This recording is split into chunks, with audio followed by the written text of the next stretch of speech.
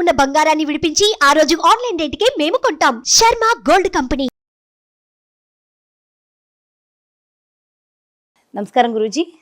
శ్రీమాత్రే నమః. గురూజీ, ఒక్కసారి ఆంధ్ర రాజకీయాల గురించి మాట్లాడుకుంటే అక్కడంతా మూడు ముక్కల ఆటలానే కనిపిస్తుంది. అయితే అటు వైఎస్ఆర్సీపీ పార్టీ అయినా, జనసేన పార్టీ అయినా, టీడీపీ అయినా, ఏ పార్టీ అయినా అసలు ఏది చేయడం వల్ల వాళ్ళు గెలిచే అవకాశం ఉంటుందంటారు? శ్రీ గురుభ్యో నమః. శ్రీమాత్రే నమః. ఇప్పుడు నేను ఈ మధ్యకాలంలో వేరే ఛానల్ వాళ్ళకి ఇంటర్వ్యూ ఇచ్చేటప్పుడు నేను పవన్ కళ్యాణ్ గురించి ఒక విషయం చెప్పి వైఎస్ఆర్సీపీ శ్రేణులు మీరు పవన్ కళ్యాణ్ని తిట్టడం ఆపేయండి, ఆయన టార్గెట్ చేయకండి. ఎందుకోసం అంటే మిమ్మల్ని గెలిపించిన మహానుభావుడు ఆయన్నే, ఆయన లేకపోతే వైఎస్ఆర్సీపీ గవర్నమెంట్ వచ్చేది కాదు, ఇన్ని సీట్లు అయితే వచ్చేటివి కాదు, మెజారిటీ సీట్లు వచ్చేటివి కావు. ఎందుకోసం అంటే ఆయన ఓట్లు చీల్చాడు కాబట్టి మీరు గెలిచారు. ఇంకా ఆయన అట్లాగే ఉండాలి, ఆయన మళ్ళీ ఇట్లాగే పోటీ చేస్తే మళ్ళీ వైఎస్ఆర్సీపీఏ గవర్నమెంట్ వస్తుంది. కాబట్టి మీరు ఆయన తిట్టకండి, ఆయన పొగడండి. కావాలంటే పవన్ కళ్యాణ్ ఉంటేనే మీరు బాగుపడతారు. అయితే మీరు బాగుపడతారు, లేకపోతే టీడీపీ బాగుపడుతుంది. వైఎస్ఆర్సీపీ వ్యతిరేక ఓట్లు చీల్చారు పవన్ కళ్యాణ్ గారు.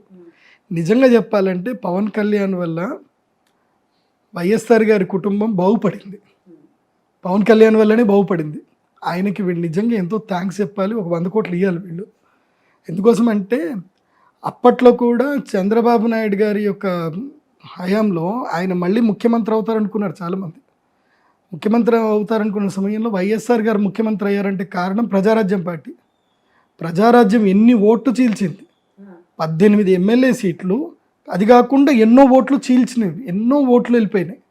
టీడీపీ ఓట్లు మొత్తం చీలినందుకే అప్పట్లో వైఎస్ఆర్ రాజశేఖర రెడ్డి గారు గవర్నమెంట్ ఎస్టాబ్లిష్ చేయగలిగారు. తర్వాత ఏమైపోయింది, జనసేనలో కలిపేశారు చిరంజీవి గారు. నా వల్ల కాదు, మీ కుళ్ళు రాజకీయాలను దండం పెట్టి చిరంజీవి గారు వెళ్ళిపోయారు, ఆయన వదిలేశారు. ఆయన ఎందుకు జరిగింది ఇక్కడ వైఎస్ఆర్ గారు రాజశేఖర రెడ్డి గారు ముఖ్యమంత్రిగా రావడం గల కారణం ఎవరు? కొణిదెల ఫ్యామిలీ కదా. అప్పట్లో చిరంజీవి గారు వాళ్ళ నాన్నగారికి చిరంజీవి గారు హెల్ప్ చేశారు. అప్పుడు పవన్ కళ్యాణ్ గారు కూడా హెల్ప్ చేశారు, ఆయన్నే కదా మాట్లాడింది చేశారు. మళ్ళీ నెక్స్ట్ వైఎస్ఆర్సీపీ గవర్నమెంట్ రావడానికి హెల్ప్ చేసింది ఎవరు? ఓట్లు చీల్చి పవన్ కళ్యాణ్ గారే. పవన్ కళ్యాణ్ గారు ఓటు చీల్చకపోతే ఏదో ఒక తర్జన భర్జన అవుతుండే. ఎందుకోసమంటే 2 ముక్కలాట ఉంటుండే. ఇది 3 ముక్కలాట అయిపోయేసరికి ఓట్లు మొత్తం చీలిపోయి దాదాపుగా 17% ఓట్లు పవన్ కళ్యాణ్ గారికి పడ్డాయి. అన్ని ఓట్లు పవన్ కళ్యాణ్ గారు పడ్డప్పుడు ఆ ఓట్లని వేస్ట్ అయినట్టే కదా. ఓట్లు వేస్ట్ అయిపోతే ఎట్లాగా? ఓటు ఎప్పుడు వేస్ట్ కాకూడదు. అయితే నోటా కన్నా పోవాలి, లేకపోతే పడేటోడికి పడాలి. పడలే కదా. ఇప్పుడు కర్ణాటకలో బీజేపీ ఓడిపోవడానికి కూడా కారణం అదే, ఓట్లు చీల్చాయి. జేడీఎస్ ఓట్లు చీల్చింది. మన బళ్ళారి నుంచి ఈయన పేరుంది గాలి జనార్దన్ రెడ్డి గారు ఓట్లు చీల్చారు. ఇంకా చాలామంది వీళ్ళు ఓట్లు చీల్చారు. ఎవరు? స్వతంత్ర అభ్యర్థులు ఎంతోమంది ఓట్లు చీల్చారు. ఈ ఓట్లు చీల్చడం వల్ల గెలిచే వాళ్ళే ఎక్కువగా ఉంటారు. నెగిటివ్ ఓట్స్ పడతాయి చాలామందికి. కర్ణాటకలో అదే జరిగింది. బీజేపీ ఎంతో మైల్యూట్గా ఓడిపోయింది. 58 స్థానాల్లో జస్ట్ 6,000 8,000 ఓట్ల తేడాతో ఓడిపోయింది. ఎందుకు ఓడిపోయింది అని అంటే బికాజ్ ఇదే రాజకీయ తంత్రం. అంటే ఉదాహరణకి పలానా కాలనీ నుంచి మనకు ఓట్లు పడవంటే ఏం చేస్తారంటే ఆ కాలనీలో ఉండే ఒక వ్యక్తిని వీళ్ళే ఎంచుకొని అరే ఈ కాలనీలో ఓట్లన్నీ కూడా నీదికి పడేటట్టు చేసుకొని వీళ్ళకి డబ్బులు ఇస్తారు. వాడు స్వతంత్ర అభ్యర్థి అయ్యి వాళ్ళ చుట్టాలని చెప్పి బుట్టాలని చెప్పి దాదాపు ఒక 10,000 ఓట్లు వీళ్ళు లాగేస్తాడు. అలా 10,000 ఓట్లు వీళ్ళు లాగేస్తారు. ఇదే రాజకీయ తంత్రం అంటే. ఓకే, మరి ఇప్పుడు ఆంధ్రాలో పవన్ కళ్యాణ్ గారు ఒకవేళ సీఎం అవ్వాలి, గెలవాలి అంటే మరి ఏం చేయాలి? వన్ థింగ్, ఫస్ట్ వైఎస్ఆర్సీపీ గురించి చెప్తా. వైఎస్ఆర్సీపీ నిజంగా పేదల ప్రభుత్వం అయిపోయిందండి. ఎందుకోసం అంటే పేద ప్రభుత్వం ఎందుకైంది అని చెప్తానండి. ఒకప్పుడు విజయవాడకి నేను 2009లో పోయినప్పుడే విజయవాడలో ఏదైనా స్థలం కొందామంటే హైదరాబాద్లో స్థలం కన్నా విజయవాడలో స్థలం ధర ఎక్కువ. అసలు విజయవాడలో స్థలం కొనాలి అని అంటే దడదడలాడిపోయేది. విశాఖపట్నంలో స్థలం కొనాలంటే దడదడలాడిపోయేది. ఇప్పుడు నేను విశాఖపట్నంలో వెళ్ళి స్థలం కొనొచ్చు, విజయవాడలో స్థలం కొనొచ్చు, గుంటూరులో కొనొచ్చు, నెల్లూరులో కొనొచ్చు. ఎక్కడికి వెళ్ళినా స్థలాల ధరలు చాలా తగ్గిపోయాయి. పేదలు భూమిని కొనుక్కునే స్థాయికి వచ్చారు. ఇప్పుడు పేదలు భూములు కొనుక్కోగలుగుతున్నారు. కాబట్టి పేదల ప్రభుత్వం అది వైఎస్ఆర్సీపీ గవర్నమెంట్. నిజంగా చెప్పాలంటే పేదల ప్రభుత్వం అది. కాబట్టి మాస్ ఓట్లు గ్యారంటీగా వైఎస్ఆర్సీపీ పడతాయి. కాకపోతే ఏంటంటే క్లాస్ ఓట్లు కొంచెం కొట్టడానికి ఏంటంటే ఇంకొన్ని పనులు చేస్తే వైఎస్ఆర్సీపీకి నెక్స్ట్ గవర్నమెంట్ ఖాయం ఆ పని చేస్తే. మాస్ అయితే కొట్టేశారు ఆయన. బికాజ్ వాలంటరీ, ప్రతి ఒక్క వాలంటరీ చేతిలో 100 ఓట్లు ఉన్నాయి. ఆ వాలంటరీ 100 ఓట్లు వేయించగలుగుతారు. జగన్మోహన్ రెడ్డి గారు మహా అపరచాణికుడు. ఆయనతో ఉండేటువంటి వాడు కూడా చాలా అద్భుతమైన తెలివితేటలతో పనిచేస్తున్నారు. కాకపోతే ఏవో కొన్ని లూపోల్స్ ఉన్నాయి, అవి నేను చెప్పను, మీకే తెలుస్తాయి. అవి మీరు క్లియర్ చేస్తే సరిపోతుంది. ఆ రోడ్లు గీడ్లో ఏమో ఉన్నాయి కదా, కొన్ని ప్రాజెక్ట్ చేయలేదని చాలామంది ఏదో అంటున్నారు. కానీ పేదల ప్రభుత్వం అయితే ఒప్పుకుంటా. ఎందుకోసం అంటే మొన్న విజయవాడ వెళ్తే నాకు 3,500కి స్క్వేర్ ఫీట్ చెప్తున్నారు ఫ్లాట్. కొనుక్కోండి గురుగారు 3,500 స్క్వేర్ ఫీట్ అని. 2012లో అప్పుడు అడిగితే 6,000 రూపాయలు స్క్వేర్ ఫీట్ అన్నారు ఫ్లాట్లు. అక్కడ 6,000 రూపాయలు స్క్వేర్ ఫీట్ ఉంటుండే విజయవాడలో. 5,000 6,000. ఇది హైదరాబాద్లో 3,000 ఉన్నప్పుడు అక్కడ 5,000 6,000 ఉంటుండే స్క్వేర్ ఫీట్కి అపార్ట్మెంట్లు. ఇప్పుడు 3,500 స్క్వేర్ ఫీటు 4,000 స్క్వేర్ ఫీట్కి అమ్ముతున్నారు. అంటే జగన్ ప్రభుత్వం మేలు చేసినట్టే కదా. పేదవాడికైతే ఆస్తులు కొనుక్కోవడానికి, మిడిల్ క్లాస్ వాళ్ళకైతే మేలు చేసినట్టే, నాకైతే అది అనిపిస్తుంది. సో నేను పాజిటివ్గా చెప్తాను, నాకు నెగిటివ్స్ అనవసరం. నెక్స్ట్, కాబట్టి జగన్మోహన్ రెడ్డి గారు ప్రభుత్వం రావాలంటే ఈ పని చేస్తే అయితే అవుతుంది. నెక్స్ట్, పవన్ కళ్యాణ్ గారు కనుక ఒకవేళ కనుక ముఖ్యమంత్రి అవ్వాలన్న కోరిక ఆయనకు ఉంటే, ఆయన పూర్తిగా బీజేపీకి ఇదైపోయి, నేను లాస్ట్ టైం కూడా ఇదే చెప్పాను, ఇప్పుడు కూడా అదే చెప్తున్నాను, ఆయనకి వ్యక్తిగత రాజయోగం లేదు. పవన్ కళ్యాణ్ గారికి చాలా మహాద్భుతమైన వ్యక్తి, మంచి ఆలోచనలు ఉన్నాయి, అన్నీ ఉన్నాయి, కానీ రాజకీయానికి అవి సరిపోవు. రాజకీయానికి ఇంకో బలం కావాలి. ఆ బలమే అర్థబలము, అంగబలము, ఇంకా ఉంటాయి, చాలా ఉంటాయి. అవన్నీ మన మీడియాతో చెప్పలేము. అవన్నీ రావాలి అని అంటే పవన్ కళ్యాణ్ గారికి ఆ శక్తి సరిపోదు. ఎస్, చరిష్మా ఉంది. పవన్ కళ్యాణ్ అంటే క్రేజ్, ప్రేమ, అతను అద్భుతమైన వ్యక్తి. కానీ రాజకీయంలో నువ్వు వ్యక్తిత్వంగా అద్భుతమైన వ్యక్తి ఉంటే సరిపోదు. మంత్రాంగం తెలిసి ఉండాలి. తర్వాత ఎవరిని ఎక్కడ ఏది చేయాలో అదంతా కూడా తెలిసి ఉండాలి. అది తెలిసిన వ్యక్తులు నీ దగ్గర లేరు. ఇప్పటికీ తెలుస్తూనే ఉంది. అండ్ మాటల్లో స్పష్టత ఉండాలి. నువ్వు ఇచ్చే హామీలు ఏవైతే ఉన్నాయో స్పష్టత ఉండాలి. ఇప్పుడు ఉదాహరణకి కాంగ్రెస్ ప్రభుత్వము అక్కడ కేవలం ఈ 5 మాటలు, కరెంటు బిల్లు లేదు, ఇదే ఎక్కిచ్చారు వాళ్ళకి. 200 యూనిట్లు 50 యూనిట్లు అనుకుంటా, ఇన్ని యూనిట్ల లోపు ఉన్న వాళ్ళకి కరెంటు బిల్లు లేదు, ఫ్రీ, ఆడవాళ్ళకి బస్సు ఫ్రీ, అన్నీ ఫ్రీ. ఇవి 5టిని పదే చెప్తున్నారు. జనాలకి ఏంటంటే కొంచెము జ్ఞాపక శక్తి తక్కువ ప్రజలకి, వాళ్ళకి చెప్పాలి. వైఎస్ఆర్సీపీ రావడానికి కారణం ఏంటంటే నవరత్నాలు అని చెప్తా ఉన్నారు. అయిపోయి రత్నాలు తొడిగిచ్చేశారు అందరికీ. కాబట్టి నీ క్లారిటీ ఏంది, నీ మాటలో ఒక స్పష్టత కావాలి. నేను అప్పుడు చెప్పాను, విద్యా వైద్యం ఉచితం, దీన్ని కరెక్ట్గా అనౌన్స్ చేయండి అని. ఇదొక్క స్లోగన్ పెట్టుకొని వెళ్తే పవన్ కళ్యాణ్, విద్యా వైద్యం ఉచితం, మొత్తం ఆంధ్రప్రదేశ్ మొత్తం విద్యా వైద్యం ఉచితం, మీరే హాస్పిటల్కి డబ్బులు కట్టాల్సిన అవసరం లేదు, విద్యా వైద్యం ఉచితం, మొత్తం మేమే కడతాం. ఇది ఒక్క దాని మీద వెళ్ళమని చెప్పండి, ఎందుకు రారు నేను చెప్తాను. కానీ ఆ జనసేన స్టార్ట్ చేసిన టైంకి, జనసేన పేరుకి, ఆ అక్షరానికి అయితే కనుక బలం లేదు. ఆ వారాహికి కూడా బలం ఉంది లేదు అని కూడా వస్తుంది. లేదు, నేను చెప్పేది ఏంటంటే పవన్ కళ్యాణ్ గారు పూర్తిగా బీజేపీకి సరెండర్ అయిపోయి ఆంధ్రప్రదేశ్ రాష్ట్ర బీజేపీ అధ్యక్షుడు అయ్యారే అనుకోండి. పూర్తిగా బీజేపీ ఇతనికి సెంట్రల్లో ఎప్పుడు బీజేపీ ఉంటుంది కాబట్టి ఇతనికి బీజేపీ బలం ఉంటుంది. అప్పుడు ఈ బలం చూసుకొని జనాలు ఓట్లు వేస్తారు. బీజేపీ సెంటిమెంట్ ఉండే ప్రజలు ఉంటారు. వీళ్ళు ఆల్మోస్ట్ 4 కోట్ల మంది ఆంధ్ర ప్రజల్లో 5 కోట్ల మంది ఆంధ్రప్రదేశ్ ప్రజలు, 5 కోట్ల 7 కోట్ల అనుకుంటా, ఎంతమంది ఆంధ్రప్రదేశ్ ప్రజల్లో మొత్తం కూడా ఎక్కడ పోయినా సరే బీజేపీ ఓటు 20% కన్ఫర్మ్ ఉంటుంది. ఎందుకోసం అంటే బీజేపీ కళ్ళు మూసుకొని ఓట్లు వేసేటోళ్ళు ఉంటారు బీజేపీకి. ఆ 20% పట్టుకుందాం. పవన్ కళ్యాణ్ మీద ప్రేమతోటి ఒక 15% అనుకుందాం, 35% ఓట్లు చాలు. నీ యొక్క పథకాలు నమ్మి వచ్చేటువంటి ఒక మాస్ ఓట్లు ఒక 10%. కథం విన్ను నీ చేతిలోనే. కాకపోతే ఈ జనసేన అని పెట్టుకొని వెళ్తే మాత్రం పబ్లిక్ ఓటేయరు. నీవేంటిది ఏం కథ అని వెళ్తారు. సో ఎట్లాగైతే కనుక తమిళనాడులో విజయకాంత్ అని చెప్పి ఒక హీరో, ఆయన పార్టీ పెట్టాడు. ఇప్పటికీ ఆయన ఒక మంత్రిగా కాలేకపోయాడు. తన కెరియర్ అంతా స్పాయిల్ చేసుకున్నాడు. సినిమా కెరియర్ పోయింది. ఇప్పటికీ ఆయన రాజకీయంలో ఉన్నారు కానీ తూతు మంత్రం అంతే. సో ఆయన ఒక అద్భుతమైన నాయకుడిగా కాలేకపోయాడు. ఎందుకు కాలేకపోయాడు అని అంటే ఆయనకి పెట్టాల్సిన చోట్ల పెట్టలేదు.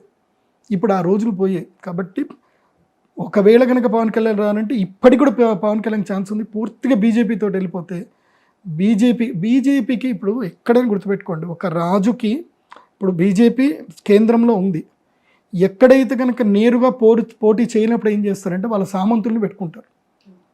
ఓకే, ఆ సామంతులను పెట్టుకొని పోటీ చేస్తారు.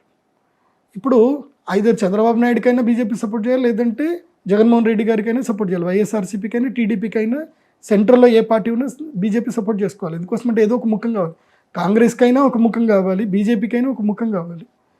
సో ఒక ముఖం కావాలి అన్నప్పుడు ఈ ఇద్దరు ముఖం కాదు అని జనానికి అనిపించినప్పుడు నువ్వు ముఖం అవ్వడానికి నువ్వు డైరెక్ట్ ఎంటర్ అయితే అయిపోతుంది కదా.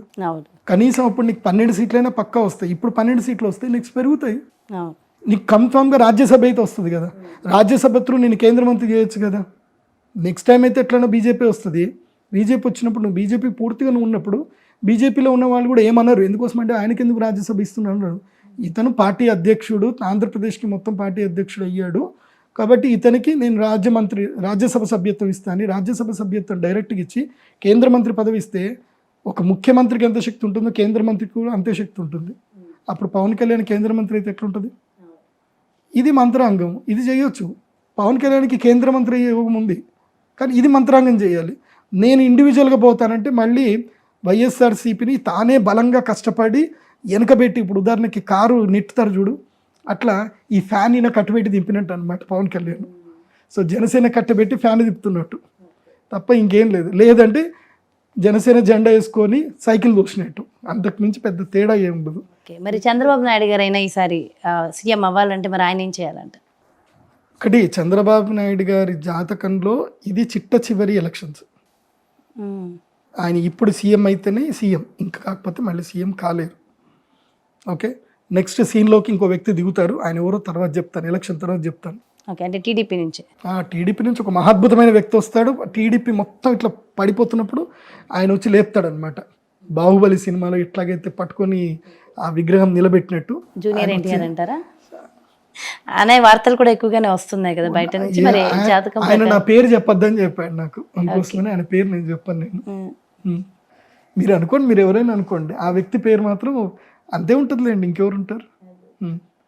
సో ఇప్పుడు తెలుగుదేశం పార్టీ గెలవాలి అని అంటే చేయాల్సింది పవన్ కళ్యాణ్ గారిని క్వైట్ చేసుకోవాలి. 4 మంత్రి పదవులు ఇవ్వాలి.